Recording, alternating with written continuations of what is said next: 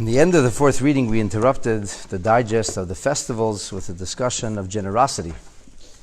We talked about harvesting and how certain parts of the harvest have to be left for the impoverished, for those who are needy, and you have to share the bounty that Hashem gives you. And in the fifth reading of Parshas Emor, we return to the festivals. The summer has now waned, and fall has arrived. Chapter 23, verse 23. Vayedaber Hashem el Moshe leimer. God now speaks to Moshe, once again saying, and here we address the festival that heralds our new year. Daber el bnei Yisrael.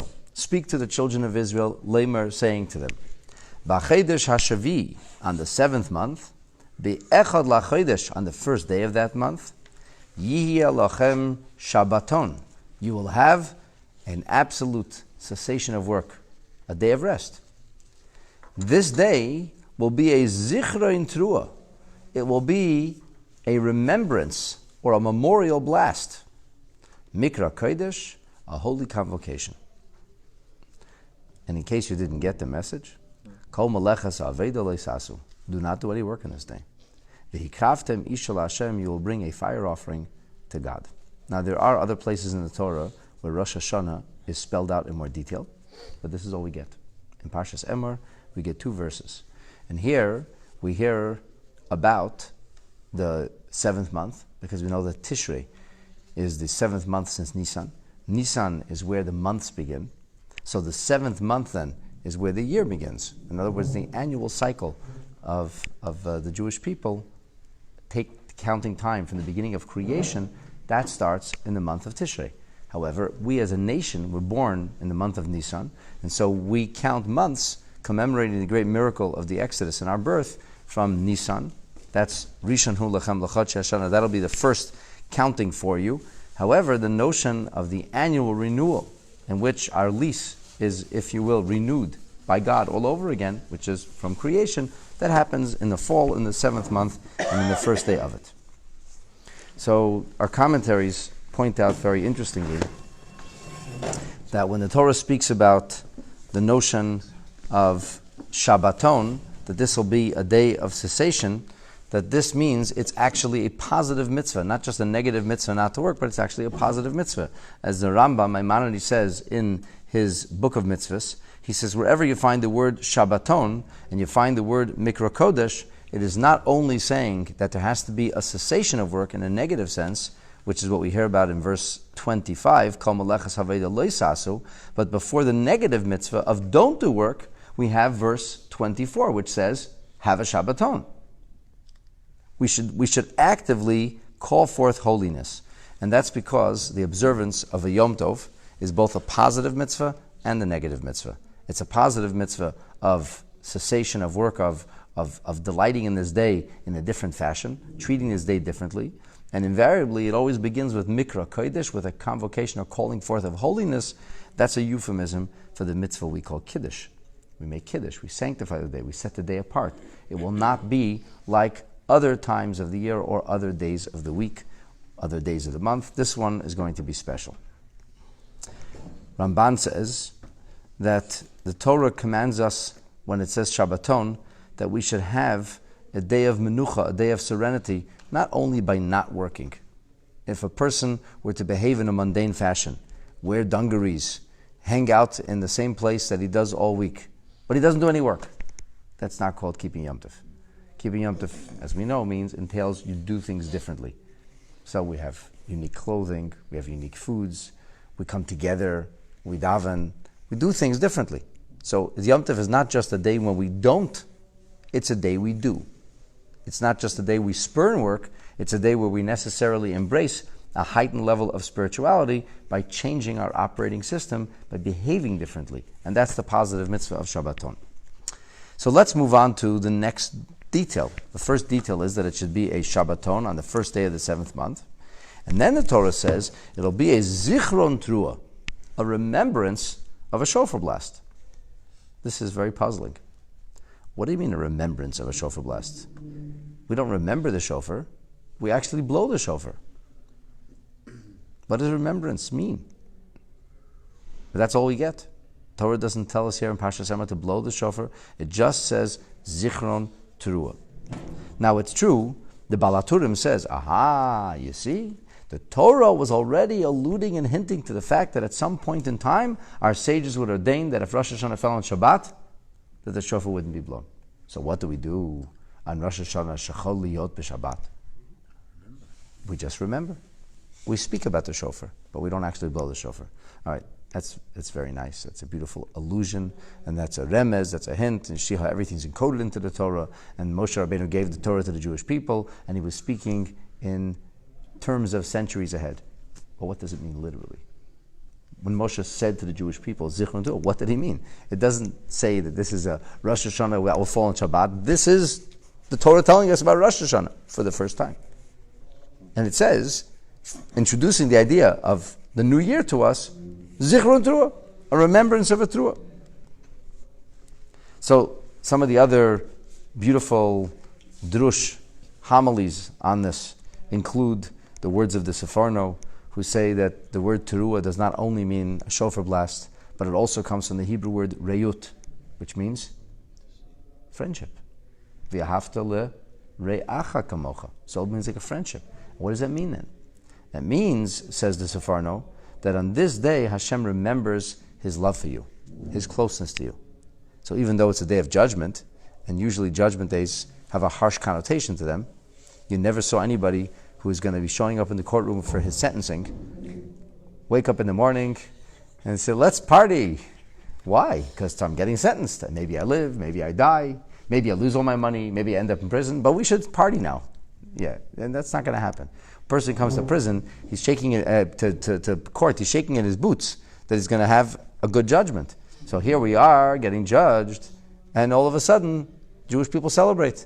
Like it says in the book of Nehemiah, Ichlu mamtakim, Ichlu mashmanim, ushesu mamtakim, eat fine foods, drink sweet things. What's going on here? So the answer is, and it's talked about in the Torah, he says because the Jewish people were commanded by Hashem not to approach judgment with a sense of dread, but rather with a sense of joy. Why? With confidence. Because Hashem loves us, and surely He will do miracles for us. That has to be our attitude. Our attitude has to be is Hashem will take care of us, not Hashem won't take care of us.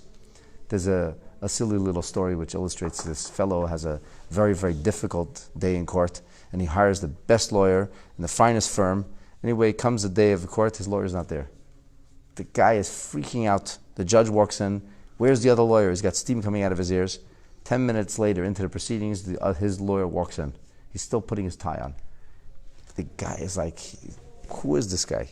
Where's the older lawyers? Where's the senior partners of the firm? They sent me, and he whispers to him, it's my first case. My first case. His heart goes to the floor, and he thinks, I am doomed. There's no way I'm going to be able to get out of this.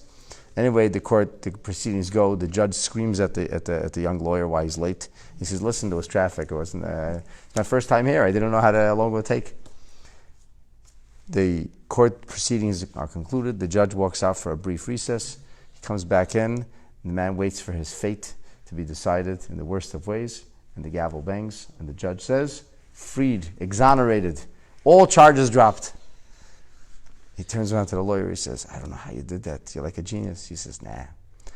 The judge is my Zaidi. So that says the Seforno. That's the Zichron Teruah. We come before Hashem. This is the Ben Shalom. They don't know about it, but you're my Avinu Shebashamayim, right? You're Malkeinu. You're judging, but you're Avinu. Avinu. That's another story. So that's the Zichron Teruah, which is a beautiful teaching, and it's true, and it influences and guides the way we observe Rosh Hashanah, eating fine foods and drinking sweet things, and it's a party, and that's beautiful. But what does it mean? What does it mean in a literal way? We say Zichron Teruah. The Teruah, our sages tell us, means shofar blasts. It doesn't mean friendship. It can mean friendship also, but that's not the primary meaning. Okay, so what does this mean? What does it mean when we say that this is a Zichron Teruah? Let's go to Rashi. Rashi says, Zichron Teruah. So we do have a verse in the book of Numbers, in the 29th chapter of Chumash Bamidbar. The Torah speaks about the Yamim Tovim over there.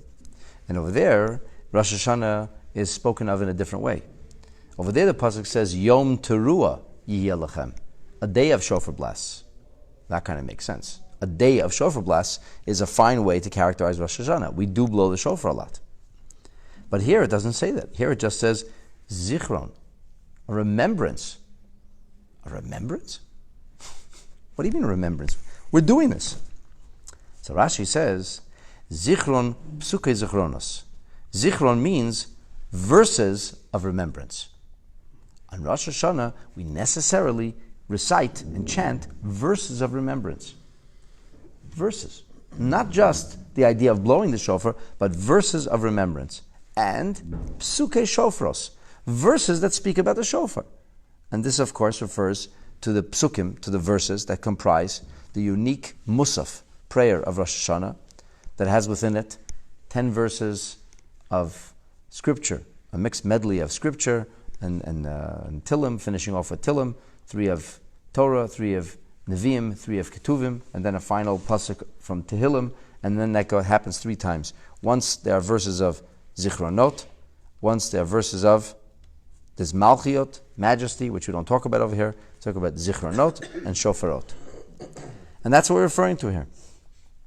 Why should we say verses of Shofarot? Why should we say verses of memory? What are we trying to accomplish with these verses? So Rashi says, Lizker lachem, to remember for you, Akedas Yitzchak. The Akedah, the binding of Yitzchak, Shekarav Tachtav oil, that in his stead a ram was offered. So we're actually doing some ram remembrances here.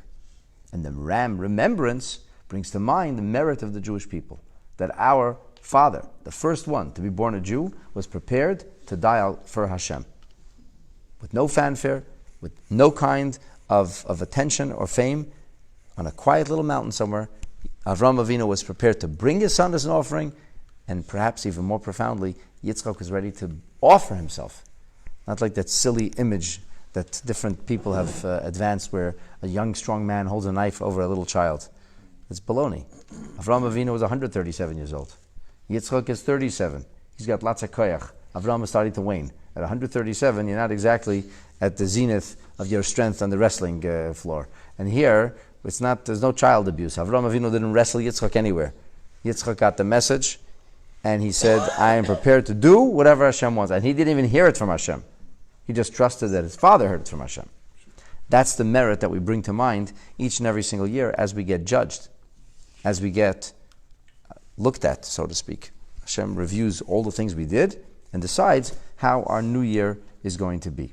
Now, the notion of a zikaron, of remembrance, is actually encoded into the idea of judgment. Because you're going to be judged for what you did. That means old things have to now be brought to the fore. They have to be remembered. And indeed, when you light candles on Rosh Hashanah, what do you call it? Lahadlik ner shel yom hazikaron, the day of remembrance. So the Torah actually does call this a day of remembrance, because the day of remembrance, that's how we approach our judgment. But we don't want to just remember or remind God of what we did, not necessarily. And we want to remind Hashem or bring to mind or remember the deeds of our ancestors. That's how we come on Rosh Hashanah before Hashem for judgment. That's what Rashi says. That's the literal meaning. So in other words, that this idea of Zichron Teruah is not speaking about the shofar blast altogether. It's speaking about the psukim. It's speaking about the verses specifically of Zichronot and the verses of Shofarot. This needs some more elucidation. Lucky for us, the Rebbe once spent a lot of time explaining this. And here's a digest of what he taught. Page Shin Chav Ches. It's Chav Gimel. It's the 23rd entry of Parshas Emor. So the Rebbe begins in this rumination with 2 questions on the words of Rashi. Question number 1. Hamilim Zichron Teruah. The words remembrance of a shofar blast. Mofias kan b'mivne shel smichos. They show up here in the syntax where the words come together. Zichron Teruah. They're not 2 separate words. There's not a zicharon or remembrance, and then a Teruah, a shofar blast, but rather Zichron Teruah. We would call this in English hyphenated. It's a remembrance, a ram remembrance. Teruah remembrance. In other words, Zichron shel Teruah. A zichron, a zikaron, a remembrance of a Teruah. That's the meaning of Zichron Trua.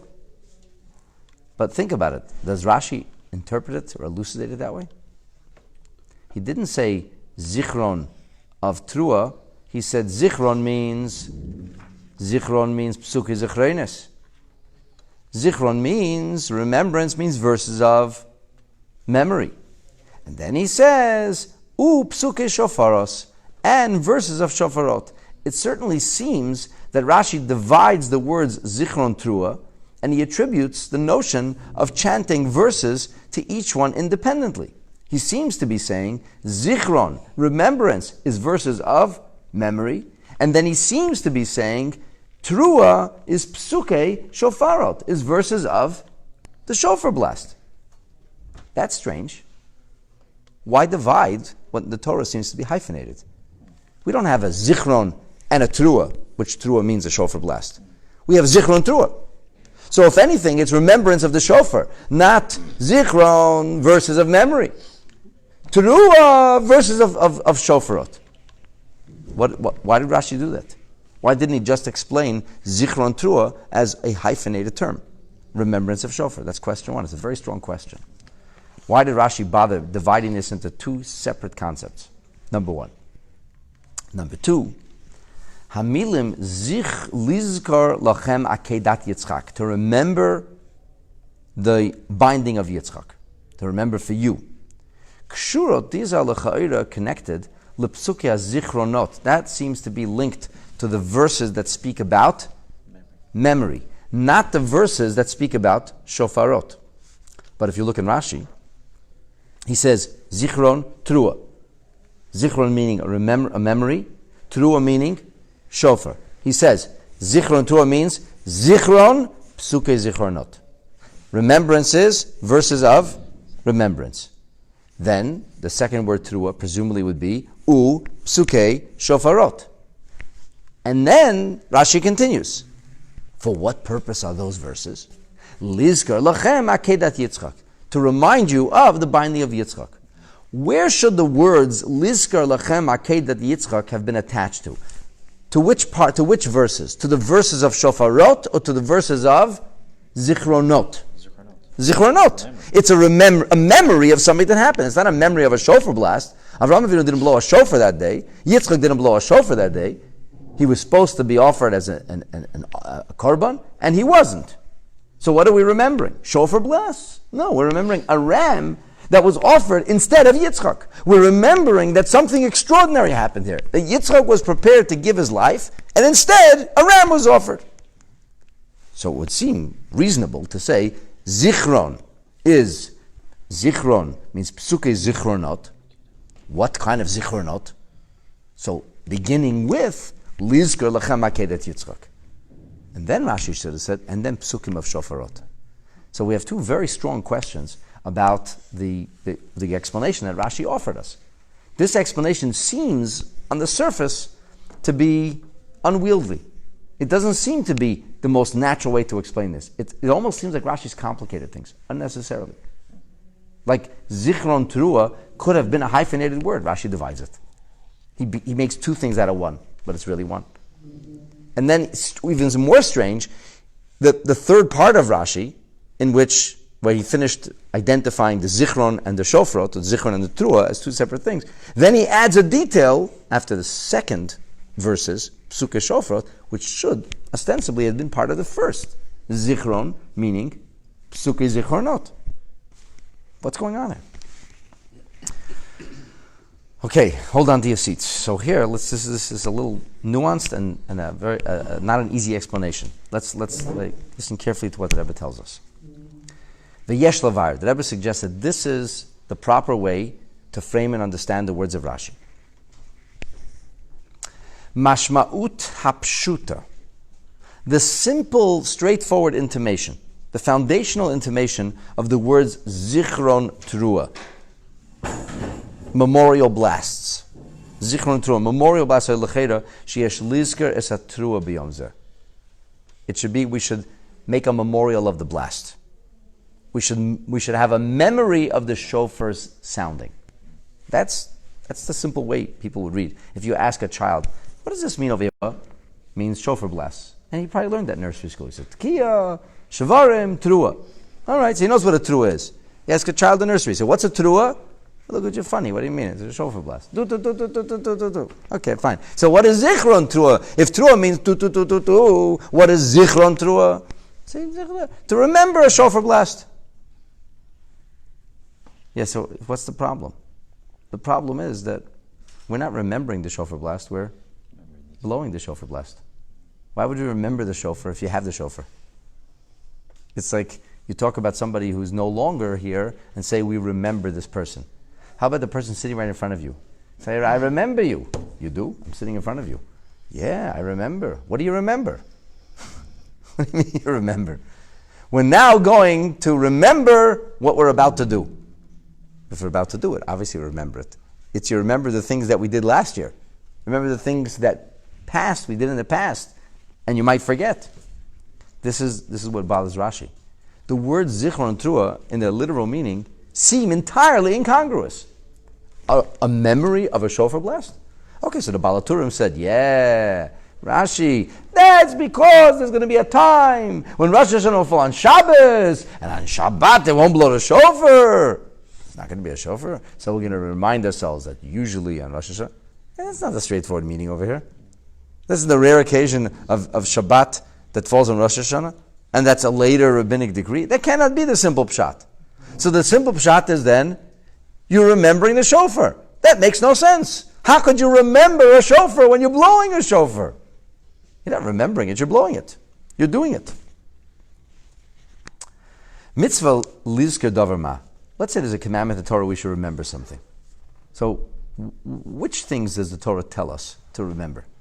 You know, there are actually 6 things you're supposed to remember every single day. It's printed in your Siddur after Leil. It's called the Sheish Zechirot. You're supposed to recite it every single day. Which are the 6 things you're supposed to remember? Exodus from Egypt. You should remember things that you might forget.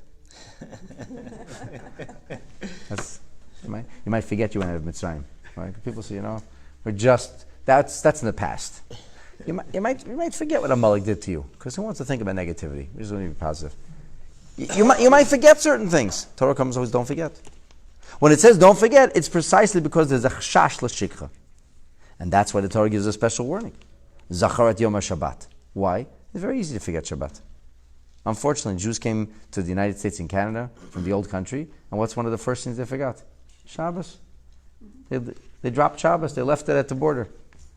They left it in Halifax. They left it in Ellis Island. Why? It's an Ayah Medina. It's a new country. You got to get a job. Keep Shabbos, you don't have a job. There were very few people keeping Shabbos those days. And you kept Shabbos, you lost your job. They tell a story of one Jew who lived in the Lower East Side, and he would get fired every Friday. Every Friday, you're not coming to work tomorrow, you get a pink slip. And he collected all these pink slips, and he instructed his family that when they bury him, eventually when he goes, he wants those pink slips buried with him. It's like I once heard a story, a person wanted all his charity receipts buried. So you don't come to Shamayim, you don't come with the money you made. That's not impressive. He wanted to come with his pink slips. I lost all these jobs, I kept Shabbos. It's a big thing. Shabbos is not an easy thing. Torah comes along and says, my dear Yidela, my dear Jew, don't forget Shabbos. It's very easy to forget Shabbos. So something which you might forget, you have to be reminded. By the way, when are you supposed to remember Shabbos? Only on Shabbos? A whole week. A whole week is supposed to remember. A Shomer Shabbos is not different one day a week. A Shomer Shabbos is different all the days a week. Like Rashi says in Parshas Yisrei, he says, Tnu leiv lizker tamid es Yom Shabbos. A Yid always has to remember Shabbos. And invariably, a Shomer Shabbos does. Because every day of the week, where am I going to be for Shabbos? Where was I for Shabbos? Where will I be for Shabbos? People talk about living for the weekend. We the original live for the weekend. We live for Shabbos. So that's the thing you might forget. And therefore the Torah says, remember it during the work week, when you're all involved in mundane things, don't forget Shabbos is coming. But what's the point of remembering Rosh Hashanah when you're actually blowing the shofar? Why would I forget it? I just blew the shofar 5 minutes ago. Yeah, don't forget the shofar. Of course I remember the shofar. We must say, it cannot be we should remember the shofar blast. Ella, there's some kind of business of us mentioning the shofar blast. Now what could that be? Rashi says mentioning, not just blowing. Mentioning must refer to psukim. That refers to verses. So what kind of verses are we talking about? So Rashi says, the meaning is that there's a concept of Zichron Trua, and therefore we now have to explain how mentioning with Zichron Trua is important. Why are you having a remembrance of it? If you're supposed to say verses, what should it say? How do you say in Hebrew? Say. Huh? Say. No say means I don't know. Subject it means to do. Not osay. How do I say? Tagid is one word. What's the other word? There's dibur and there's amira. So the Torah should have said we should say it. It doesn't say Vaydaber Hashem Moshe lemar saying. It should say not zichron trua, amiras trua. If it's about chanting words, but using your words, say it. Bring to memory. Don't bring to memory, you're chanting, you're saying verses. So it should say, Zichron Trua should be Amiras Trua. If there's a mitzvah of not only blowing the shofar, but actually speaking about the shofar, then just say that, for heaven's sake. Just say, speak about the shofar. And this forces Rashi to divide between the words Zichron and Trua. Zichron Trua cannot be simply verses of Trua. Because if it was just verses of Trua, it would say Amiras Trua, not Zichron Trua. So Rashi says then Zichron and Trua have to be two different things. What could they be? That means Zichron is the kind of thing I should be chanting. I should be chanting Zichron and chanting Trua. I should have verses of memory and verses of shofar blast. Two different ideas. But at the same time, I have to understand also the Zichron and Trua in a hyphenated sense. So how could you understand Zichron and Trua each independently chanting as the chant of remembrance and the chant of shofar, and at the same time have a zichron trua, have a hyphenated chant, a shofar chant, which I'm not going to actually be blowing the shofar. That has to be in a chant. It has to be in bringing to memory. And the answer is, the only way to do that would be to go back to the origin of the shofar. When is the first time the shofar shows up in Jewish history? Not with Adam Mechava. That was a tree. When it showed up in the time, what's the first, a major Rosh Hashanah? It happened on Rosh Hashanah, a major event. The first time in Jewish history there was a shofar on Rosh Hashanah was the Akedah. Wasn't exactly a shofar being blown, but there was a ram's head. And the ram's head had two horns. And one horn got sounded on Matan Torah, and the other horn is yet to be sounded. But soon we'll hear that sound in Meretz Hashem with Mashiach. In other words, so this is the other thing, this is the Zichron Torah. Rashi has to do two things over here. Number one, he has to explain this, talks about chanting. It's a biblical idea, we have to chant verses. And that's part of Rosh Hashanah. So yes, coming to Shul and davening on Rosh Hashanah is actually a biblical idea. It goes back to the very beginning of Rosh Hashanah. We come together, we chant verses. We have a separate mitzvah of Yom Teruah, we have to blow the shofar also. Here we don't hear about the blowing the shofar. Here we hear about the chanting of shofar. So what does that mean? This chanting of memory, Zichron. Chanting of shofar, Teruah. But it says hyphenated, Zichron, Teruah. Rashi says, because there are certain verses which are both memorial and shofar oriented. Which verses are those? That's the verse of the Akedah. We're bringing to memory the merit of Yitzchak, but we're also at the same time emphasizing the principle and concept of the shofar. So basically Rashi has managed now to explain everything to us. Zichron, Teruah, and Zichron Teruah. So we have to chant, we have to remember, and of course we have to blow the shofar. And this brings our good deeds before Hashem and the good deeds of our ancestors, and in the merit of that, we surely merited a year that's going to be filled with bracha, and hopefully this is going to be the year in which Hashem decided that we're going to hear the other shofar blown with the coming of Mashiach. B'mheira will be Ameinu, Ameinu.